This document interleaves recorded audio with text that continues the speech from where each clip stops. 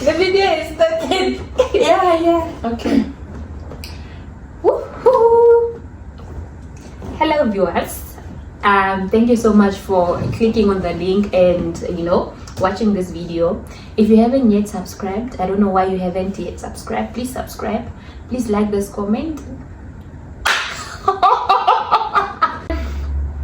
Welcome back to my YouTube channel. This is Let's Talk with Macy, where we talk about anything and everything. I have said that we are going to dedicate a few videos to life after graduation. This very important and so sensitive topic. Today we have our very first guest, who is Ndinelago Nicodemus. Thank you so much for agreeing to come, so we talk about it. And there's something that you don't want out there, you don't have to say it and things. Yeah, so over to you. Introduce yourself. Who is this Ndinelago Nicodemus that you are seeing here for the first time? Thank you so much, Macy. Thank you so much for having me here today. Well, I'm Ndina Nicodemus, as introduced. I'm a public health graduate. I'm currently serving as a mental health advocate and also a volunteer under the Social Behavior Change Makers Initiative in Ngwena region. I'm also a self-published author, and yeah, just to mention a few. I don't really want to say much about me. Anyways, thank you very much for having me. I'm so excited to be here. Okay, it's a pleasure, Ndinelago, to have you here. Okay, so Ngwena region. Yeah. Okay, so I'm not seeing. I'm concluding that you are from Ngwena region. Tell us about Ndina growing up. Before we get into graduation, we must talk about, primary, high school. Tell us about Ndina growing up. Where did she school?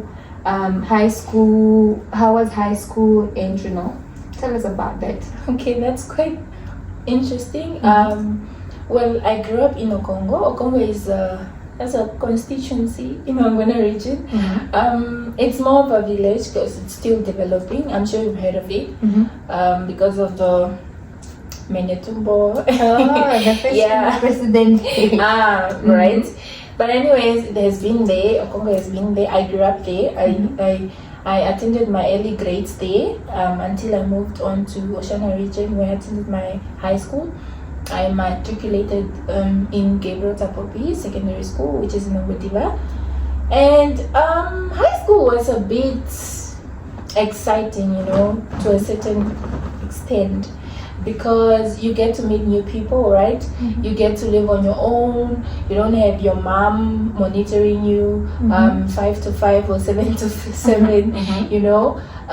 It was really exciting to know that I was finally going out of the house, to be on my own, to make my own decisions, And yeah, it taught me a lot in terms of personal boundaries, friendships, and being there for myself rather than waiting for somebody else to, make life happen for me.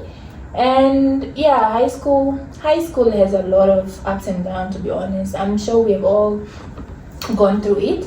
And yeah, moving on to my my tertiary education, I attended at UNAM. I did public health there. It was a roller coaster, I won't lie. I wasn't fully prepared for university because there was a time I felt like taking a gap year. I couldn't really get into university, right? It was packed because I wanted to be honest, my first option wasn't public health. It was clinical nursing, right? So getting into university on the goal of wanting to do nursing was a bit challenging and slim because everybody wanted to do nursing and it was getting really full.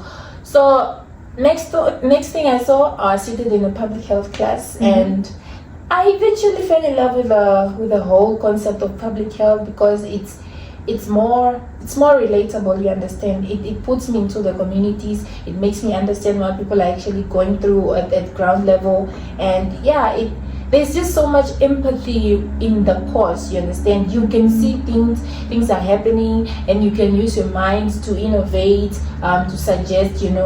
So yeah, varsity was Crazy. It was crazy, yeah, that's the word.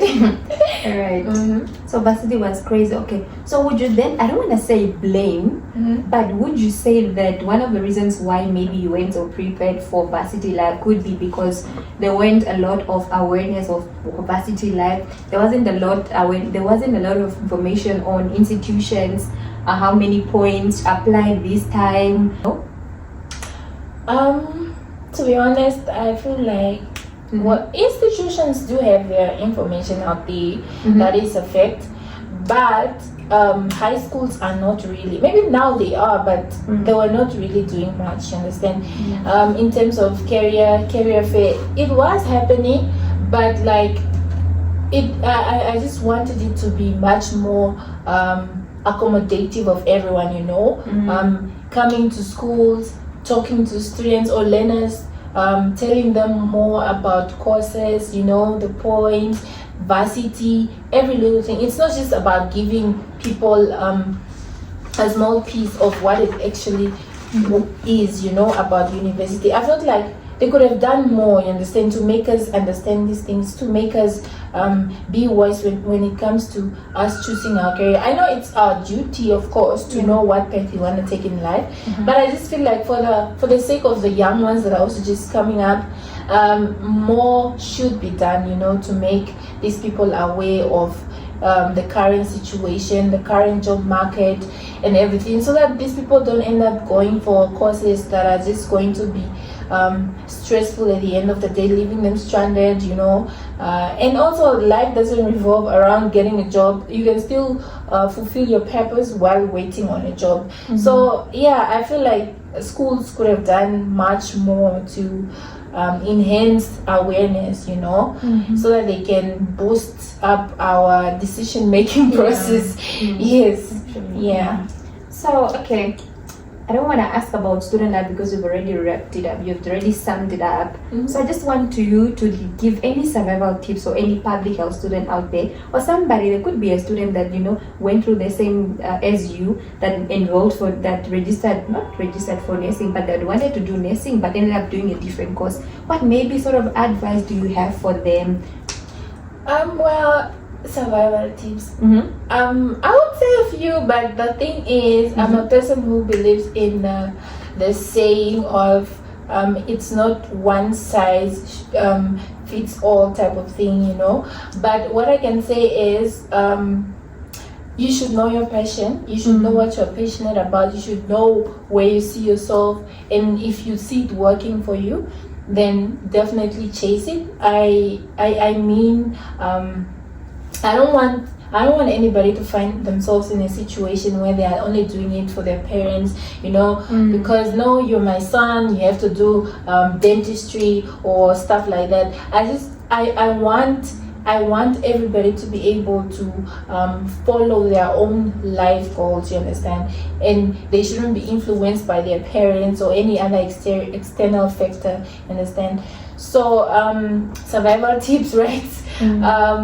Also just know where you come from. That's quite cliche, but it also just keeps you on the right track, you know, not going astray and stuff like that. So also just know where you stand as an individual in people's lives. You know, you're going out there, it's now your career, it's now you, it's you building a life for yourself, remember that. So whatever course you feel like this is me, I see myself excelling in this kind of course or career whatsoever, do it. Just make sure it's coming from here, your heart, right?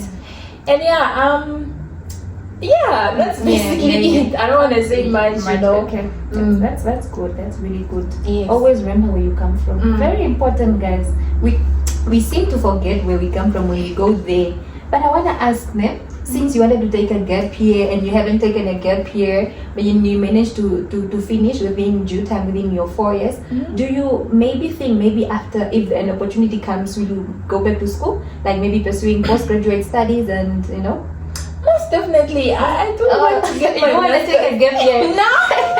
Okay. I really want to do. I really want to further my studies. I want to get a master's, of course, not just because of the title of having a master's degree, but also just advancing my knowledge in public health, specializing in it, and also just getting extra skills. You understand? So I see myself. I see myself progressing so much in public health. So definitely I will jump for that opportunity. I will let it come. Yes. It will not work.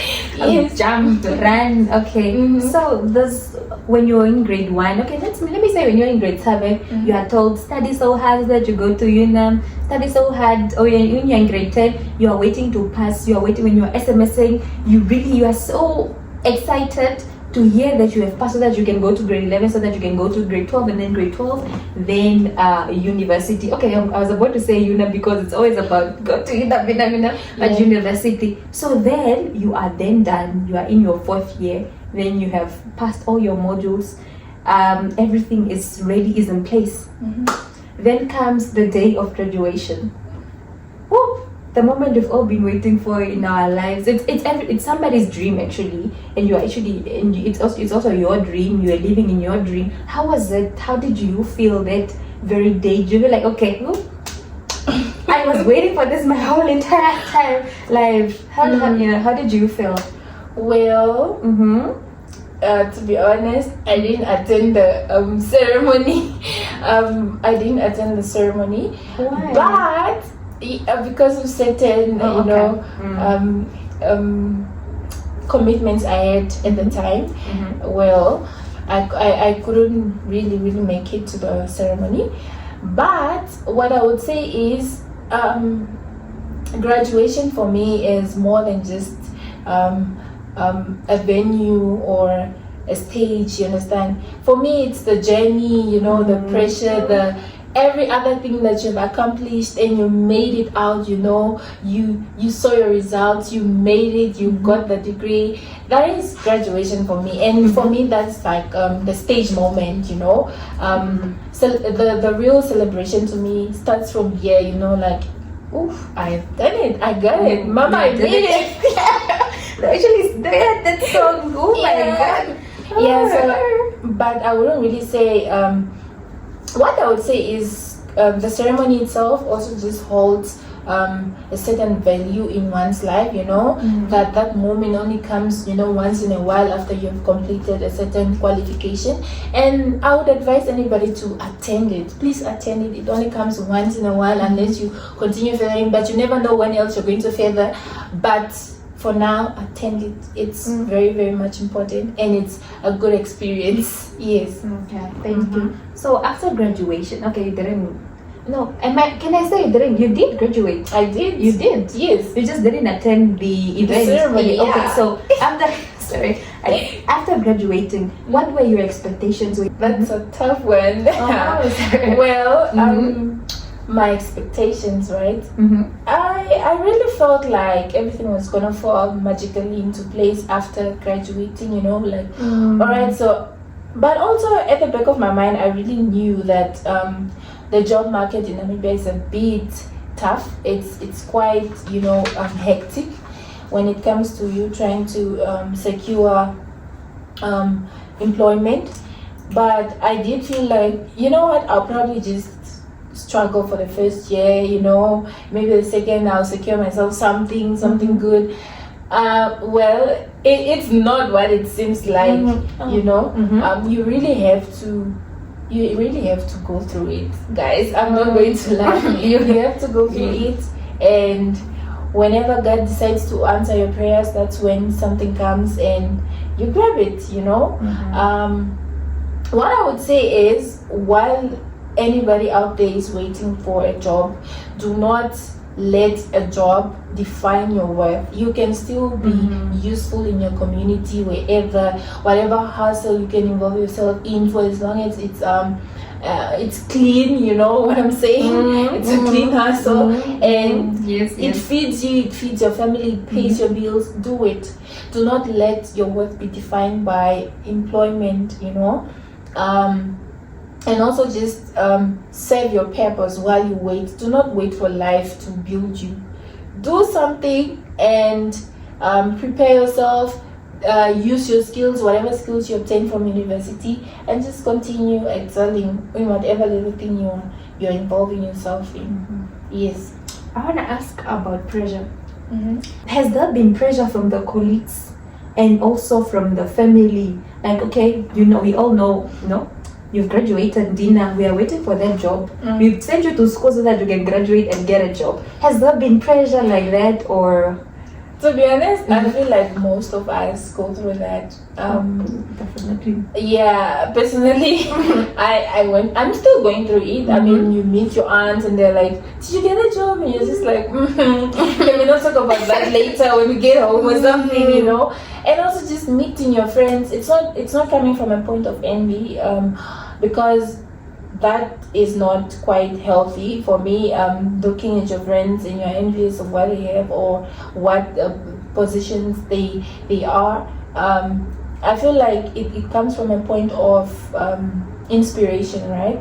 So you're inspired to do better. You're inspired to continue pushing, you know, and to keep waiting on God as well. God has opened your friends' doors, of course, but also just continue having the faith. You know, of course, the pressure will be there. People will meet you. People will expect to get something for you to provide, put something on the table. But it's just not now. Now it's just not the time for you, right?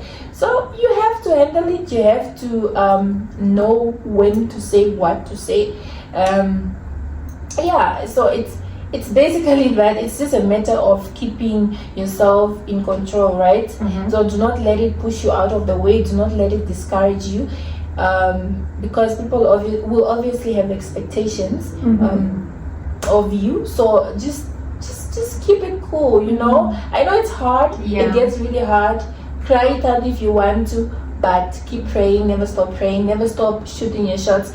Apply, even if they're not responding. Apply to those companies. You know, you never know when the right time is gonna come, right? When the right yes is gonna get into your emails. So yeah, that's just how I've been navigating the pressure, you know. And just keep yourself busy. I'm currently volunteering, and it's keeping me on my toes. I'm getting so much skills. I'm getting so much experience, and it's interesting and fun, you know. So yeah. Basically, don't just sit there and wait for opportunities to come to you. They will not come. You must go for them. And okay, you have, it was in January, you've written a beautiful article, so beautiful. And then I said it in the comment, this article needs to be in the newspaper article, because the same graduates that are looking for opportunities in those newspapers, they might just go through it and then navigating postgraduate uncertainty, life after the degree. It's a beautiful article. I just want to read some of the things that you have said, some of the words.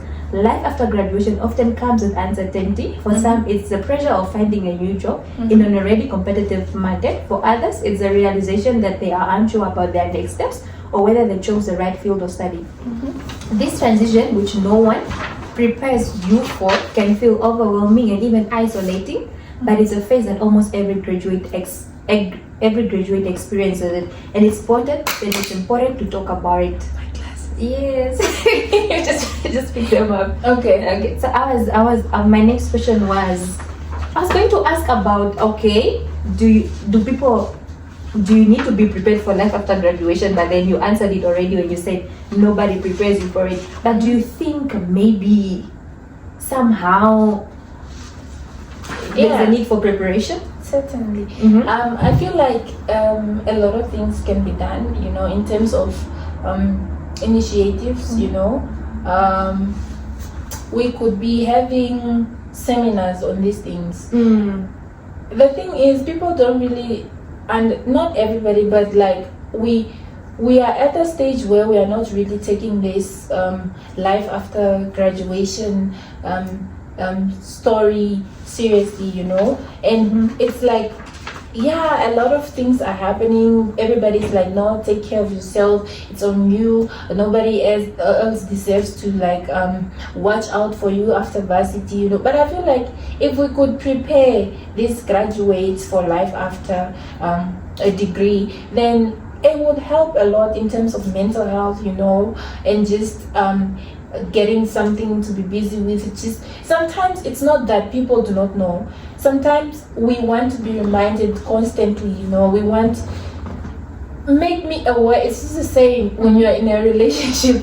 You want to be told that I love you all the time, even if you know the guy loves you or the lady loves you. You want to hear that all the time. It's the affirmation that matters. So if we constantly keep reminding or sensitizing students after varsity on what they should be expecting, or what they might be expecting, then I think it will prepare them, you know, mentally, emotionally, physically, every little thing, you know, in every aspect. I feel like, and we need to do much more, you know, as a country, as young universities, people. as young people.